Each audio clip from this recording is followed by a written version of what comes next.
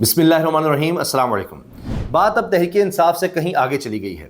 سابق امریکی صدر تھے بش، ان کا ایک جملہ بہت مشہور ہوا، کیرٹ اینڈ سٹک پالیسی.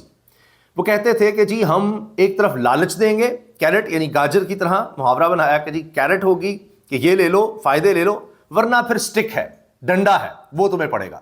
تو لگتا ہے کہ آج تک یہ پالیسی صرف امریکہ کی نہیں، اب پاکستان میں بھی یہ پالیسی چلائی جا رہی ہے ایک جماعت کے خلاف کہ بھائی یا تو ہمارے ساتھ آ جاؤ، ہماری باتیں مان لو، قیدی ہماری بات مان لے، ورنہ پھر دوسری طرف ڈنڈا ہے.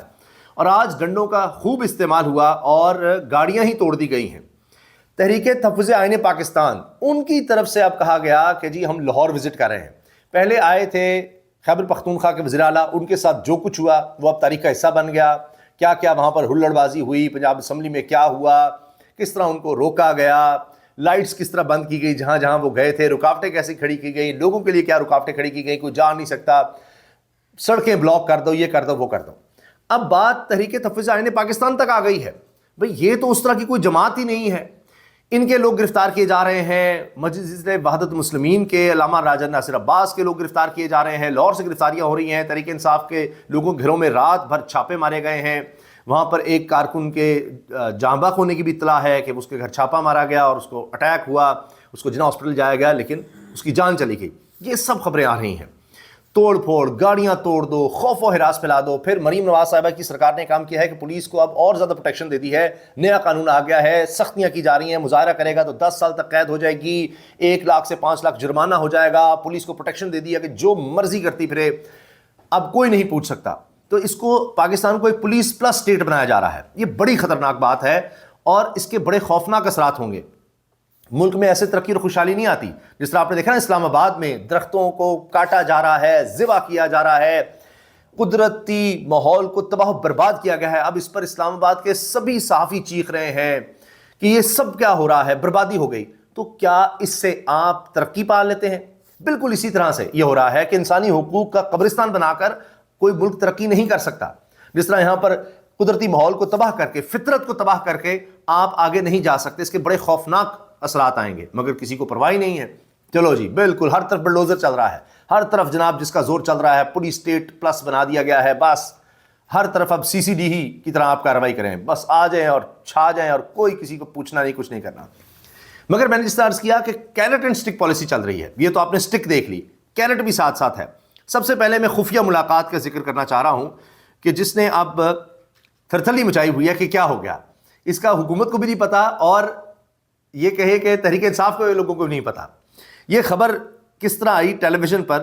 یہ ہیں تو نون لیگ کے MP لیکن اسٹیبلشمنٹ کے بہت قریب سمجھے جاتے ہیں اور ان سے بھی کچھ عرصہ پہلے شفیع جان کی کافی زیادہ کہنا چاہیے گفتگو میں لڑائی ہو گئی تھی یا بدمزگی ہو گئی تھی ٹیلی ویژن پر ہی.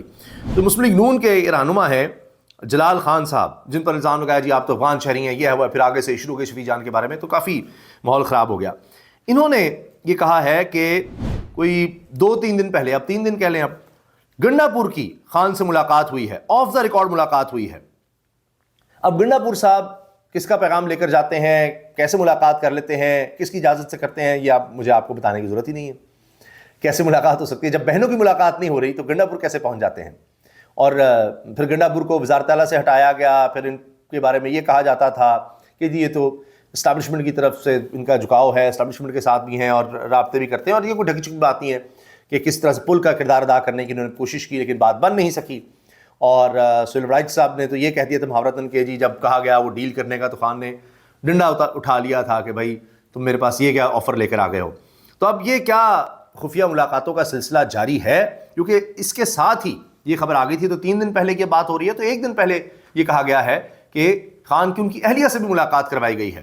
اور یہ بات ہو رہی ہے کہ جی اگر کوئی خان کو منا سکتا ہے تو ان کی اہلیہ ہیں، بشرا بی بی ہیں اور فواد چودھری جی کہتے ہیں کہ جی ان کو رہا کر دیا جائے اگر، تو پھر بات چیت آگے بڑھ سکتی ہے. یعنی ان کی اہلیہ تو، خان کی اہلیہ کے تو رہا کریں، کچھ ایسے جیسچر تو دیں، چیزیں کچھ بہتر ہو سکیں، چیزیں کچھ بہتری کی طرف جا سکیں.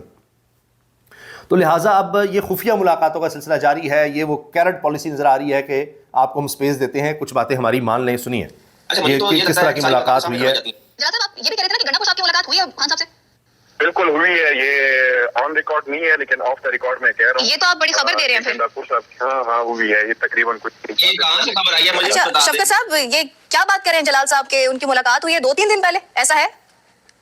اچھا مجھے تو یہ لگتا ہے کہ ساری ملاقاتیں سامنے کروائی جاتی ہیں.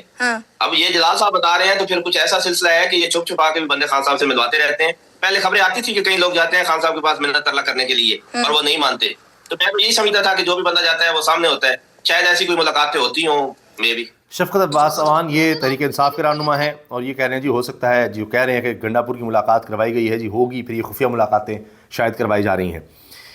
بشرا بی بی کے وکیل کے ذریعے ضروری سامان اڈیالہ جیل پہنچا دیا گیا ہے. پہلے نہیں پہنچایا جا رہا تھا، سردیوں کے لیے کپڑے وغیرہ دیگر چیزیں تھیں وہ نہیں پہنچائی جا رہی تھیں.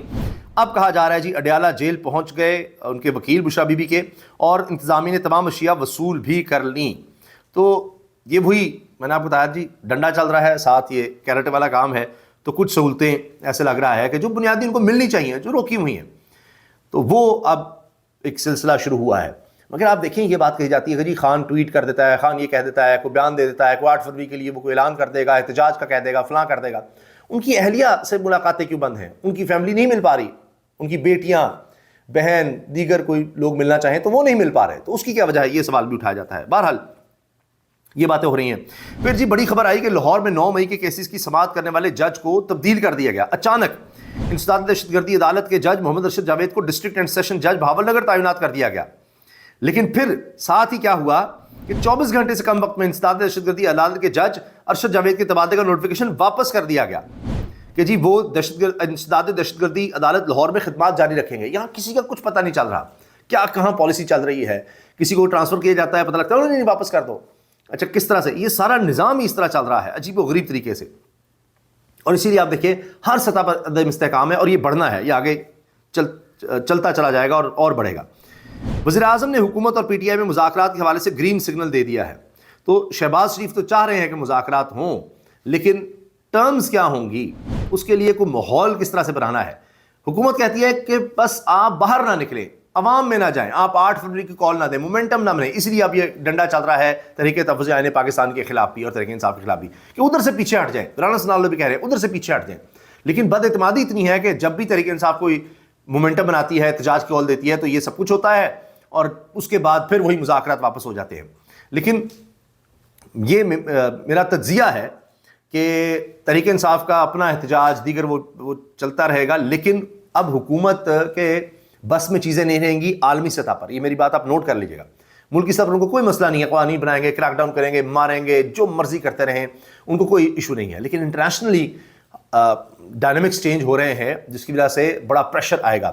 وہ یہ نہیں کہیں گے انسانی حقوق کی پامالی آپ کیوں کر رہے ہیں، کیا کر رہے ہیں، جس کے لیے ملک میں استحکام کی ضرورت ہوگی، ملک میں ایک ہونے کی ضرورت ہوگی. ہمسایوں میں آپ دیکھ لیجئے، عالمی سطح پر دیکھ لیجئے، ایسے حالات بنتے چلے جا رہے ہیں کہ جہاں پر آپ افورڈ ہی نہیں کر سکیں گے. آپ کو ایسے فیصلے لینے پڑیں گے کہ جہاں آپ سب کو ایک ہونا ہوگا.